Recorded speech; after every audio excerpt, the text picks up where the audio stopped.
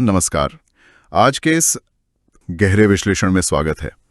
आज हम एक ऐसे मुद्दे की तह तक जाने वाले हैं जो अखबारों के पहले पन्ने पर देखने में मध्य पूर्व का एक खूनी संघर्ष लगता है, लेकिन असल में इसके तार बहुत दूर तक फैले हुए हैं।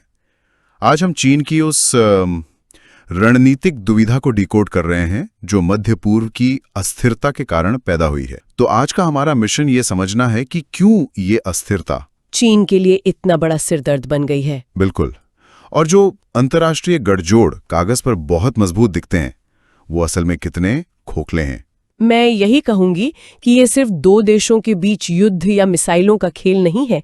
ये सीधे तौर पर चीन की लड़खड़ाती घरेलू अर्थव्यवस्था और दुनिया भर में अमेरिका के साथ उसके सत्ता संघर्ष से जुड़ा है।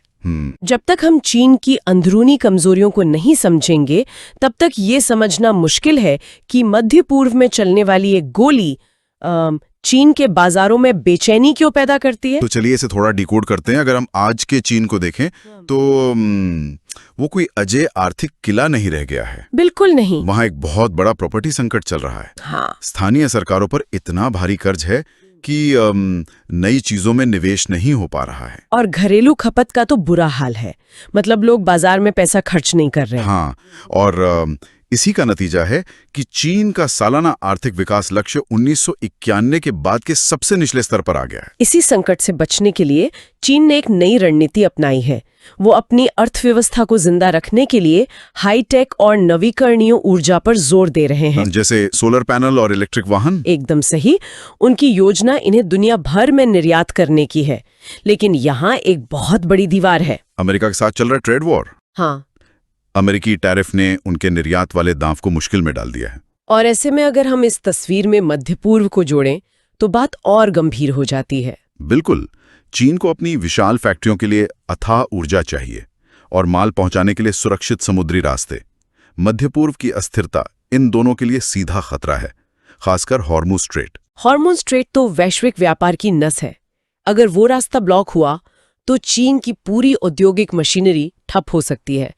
कच्चे तेल की कीमतें आसमान छूने लगेंगी। पर ऊर्जा की बात चली है तो मेरे दिमाग में एक सवाल आ रहा है। मैंने कुछ रिपोर्टों में पढ़ा है कि चीन के पास कुछ महीनों का तेल भंडार है और वो रूस से भी मदद ले सकता है। तो क्या ईरान का तेल इतना जरूरी है? देखिए, ये बहुत अहम सवाल है।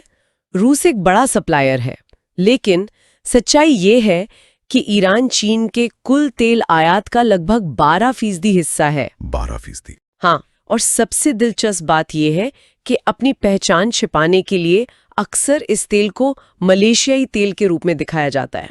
अरे हाँ, ये मलेशियाई तेल वाला रहस्य तो किसी जासूसी कहानी जैसा लगता है। बिल्कुल। पश्चिमी देशों के प्रतिबंधों से बचने के लिए एक गुप्त जहाजों का बेड़ा काम करता है। समंदर के बीच में तेल ट्रांसफर होता है और कागजों में हेराफेरी करके उसे मलेशियाई तेल बता दिया जाता है। और इसका पैमाना भी बहुत बड़ा है। मैंने पढ़ा था कि एशिया में समंदर में 4 करोड़ 60 लाख बैरल।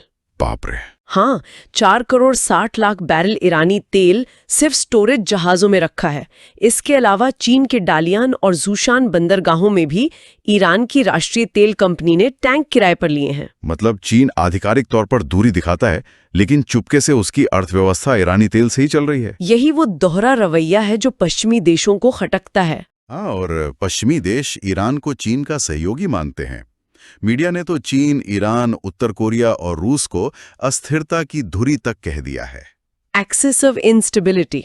बिल्कुल। और ऐतिहासिक रूप से देखें तो 1989 में ईरान के सर्वोच्च नेता अली खामेनेई चीन गए थे, वो ग्रेट वॉल वाली तस्वीर। फिर 2016 में राष्ट्रपति शी जिनपिंग तेहरान गए थे। लेकिन यहाँ जो सबसे ज्यादा हैरान करने वाली बात है वो ये है कि बाहर से ये दोस्ती बहुत पक्की दिखती है, पर कूटनीति में सिर्फ नफा नुकसान चलता है। जैसे वो 2021 का समझौता। एकदम से। वो 25 साल का समझौता जिसमें चीन ने $400 अरब के निवेश का वादा किया था। तो क्या सच में इतना पैसा ईरान पहुंचा? विश्लेषकों का नजरिया देखें तो असल में ईरान तक इस निवेश का बहुत ही छोटा हिस्सा पहुंचा है। लेकिन तेल की आपूर्ति तो जारी है पूरी रफ्तार से। कोलंबिया यूनिवर्सिटी के centre on global energy policy के अनुसार 2025 में चीन ने ईरान से रोज लगभग 13,80,000 बैरल कच्चा तेल आयात किया। तो निवेश लगभग शून्य, लेकिन तेल पूरा मिल रहा है।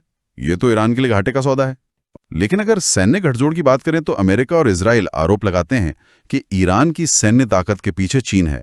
हालांकि रिपोर्ट बताती है कि चीन ने सीधे एंटी-शिप क्रूज मिसाइल बेचने से इनकार किया है। चीन सीधे हथियार नहीं बेचता, लेकिन अमेरिकी खुफिया एजेंसियों का स्पष्ट आरोप है कि चीन ने ईरान के बैलिस्टिक मिसाइल कार्यक्रम में इंजीनियरों को ट्रेनिंग और उपकरण देकर मदद की है। और वो निगरानी तकनीक वाली बात भी है। हाँ, मानवाधिकार संगठनों का आरोप है कि ईरान में विरोध प्रदर्शनों को दबाने के लिए जो फेस रिकग्निशन यानी चेहरा पहचानने वाली तकनीक इस्तेमाल हुई वो चीन से मिली है। ये चीन की फूट डालो और राज करो की रणनीति लगती है। बिल्कुल, चीन के ईरान से संबंध सकारात्मक कम और नकारात्मक ज्यादा हैं। ईरान अमेरिका के लिए परेशानी पैदा करता है, जिसका फायदा चीन को होता है। हाँ, अमेरिका मध्य पूर्व में उलझा रहता है और चीन को ताइवान और दक्षिण चीन सागर पर फोकस करने का मौका मिल जाता है। लेकिन ये रिश्ता बस एक सीमा तक ही काम करता है, क्योंकि चीन कभी भी पश्चिमी देशों की तरह रक्षा समझौते नहीं करता। वो संघर्ष से दूर भागता है। अगर हम इसे बड़े परिप्रेक्ष्य में देखें तो वेनेजुएला और ईरान के मामलों ने साबित कर दिया है कि चीन सिर्फ एक दर्शक बनकर रह जाता है। वो अपने सहयोगियों को तुरंत सैन्य मदद नहीं देता। बिल्कुल नहीं। मध्य पूर्व के ताजा संकट में चीन की प्रतिक्रिया देखिए। उन्होंने बस हल्की प्रतिक्रिया दी और युद्ध विराम की अपील की। विदेश मंत्री वांग यी का वो बयान भी इसी दिशा में था। उन्होंने अमेरिका और इजराइल द्वारा ईरान पर हमले को नामंजूर किया। और खासतौर पे कहा कि किसी संप्रभु देश के नेता की हत्या कर शासन परिवर्तन की कोशिश की चीन कड़ी निंदा करता है। चीन दरअसल खुद को एक जिम्मेदार ताकत और स्थिर वैश्विक नेता के रूप में पेश करना चाहता है, खासकर अमेरिका के उलट। सही कहा। लेकिन जमीनी हकीकत ये है कि सैन्य क्षमता और दुनिया में कहीं भी नतीजे तय करने के मामले में अमेरिका आज भी सुप्रीम है। चीन बड़ी आर्थिक ताकत है पर सैन्य सुपर पावर नहीं है। इसीलिए वो कूटनीतिक मध्यस्थता की कोशिश कर रहे हैं।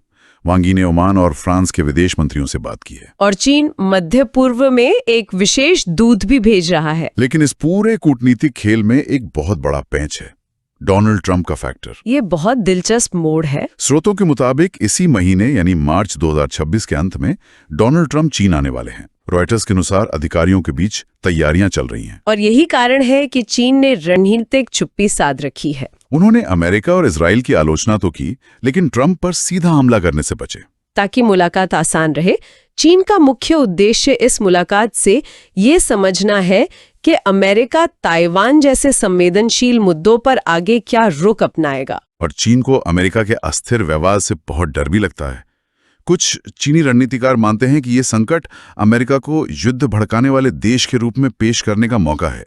लेकिन साथ ही अमेरिका का अप्रत्याशित व्यवहार चीन के लिए बहुत बड़ी चिंता है। कोई भी देश अस्थिरता नहीं चाहता। बिल्कुल, चीन नहीं चाहता कि दुनिया में अमेरिका का पूर्ण वर्चस्व हो, लेकिन वो एक बेहद अस्थिर अमेरिका भी नहीं चाहता, क्योंकि अस्थिरता का मतलब है व्यापार में नुकसान। तो अगर हम आज की इस पूरी चर्चा के मुख्य निष्कर्ष निकालें तो ये साफ है कि चीन की कूटनीति एक दोधारी तलवार पर चल रही है। एकदम सही।